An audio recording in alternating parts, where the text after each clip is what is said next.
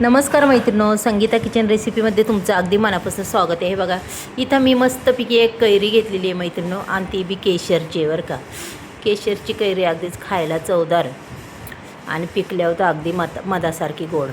चला आता ह्या कैरीपासून आणि ह्या मिरचीपासून मस्त असा ठेचा बनवूया आपण. चला मैत्रिणो, हा असा ठेचा तुम्ही कधी केला का नाही सांगता येत, पण पहा इथं मी कैरी हे घेतलेली आहे, पण ही कैरी मी शक्यतो घेणार नाही आहे, पण अशीच साल काढून मी कैरी घेणार आहे. पहा दुसरी आता इथे ह्या मिरच्या घेतलेल्या आहे मैत्रिणीनो. कढईमध्ये तेल टाकलं, तेल काय जास्त लागत नाही, थोडंच टाकायचं.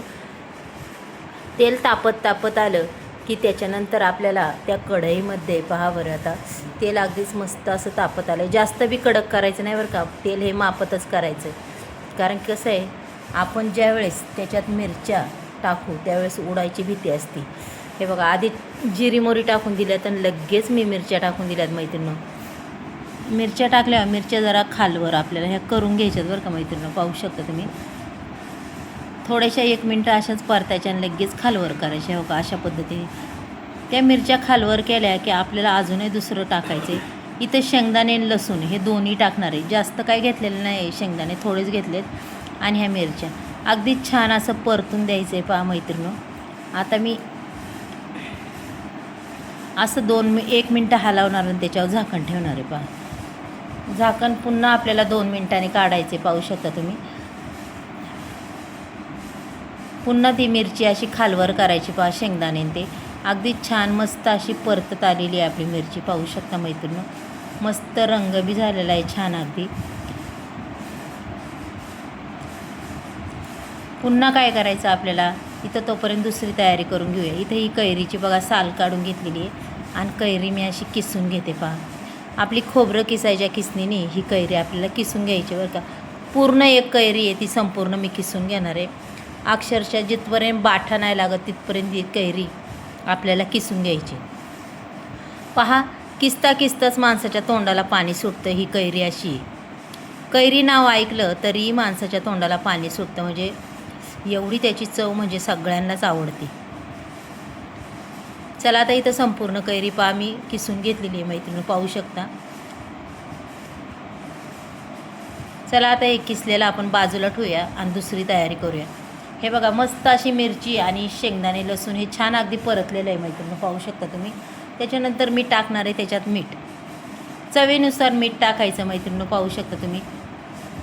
आणि इथं गोटा घेतला आहे. पहा, कढई गरम असती, कढई पकडीने धरायची ना, असे गोट्याने ती मिरची आणि शेंगदाणे आणि लसूण हे सगळ्या वस्तू आपल्याला अशी छान रेंगसू काढायच्या. बघा, हे बघा, आणि लगेच होतात रेंगसून, काही टाईम नाही लागत मैत्रिणी त्याला. किंवा तुम्ही गोटा नसला तर तांब्याने सुद्धा रेंगसू शकता, पण गोट्याने शक्यतो काय होतं, आपले शेंगदाणे वगैरे मस्त हे होतात. पहा, छान अगदी झाले ते. पहा, अशा पद्धतीने हा ठेचा चांगला असा वाटून घ्यायचा आपल्याला.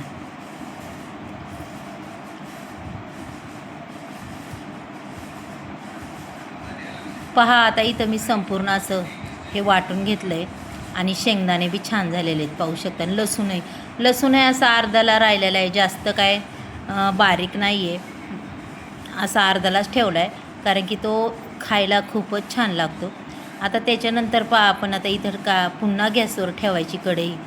त्याच्यानंतर आपल्याला त्या कढईमध्ये थोडीशी बेडकी मिरची पावडर टाकायची, जास्त बी नाही टाकायची, अगदी थोडीशी.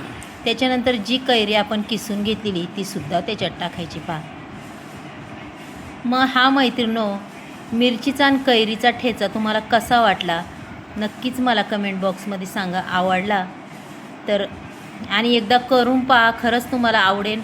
खूप छान लागतो आणि खूप टेस्टी बी होतो.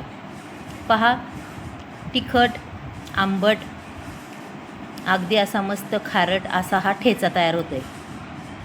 पहा, रंग बी पहा काय सुंदर दिसतो.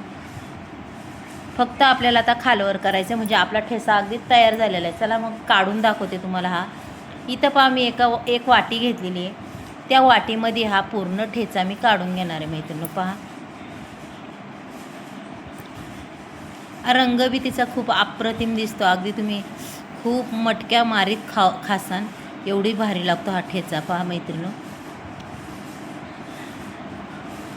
मी आज हा ठेचा शेतात नेला होता आणि त्याच्यातला उरलेला शेतामध्ये बाया होत्या, उरलेला ठेचासुद्धा त्या बाया म्हणल्या आम्ही घेऊन जाऊ का. त्यांना म्हणलं न्या तुम्ही. चला मग मैत्रिणी, बाय.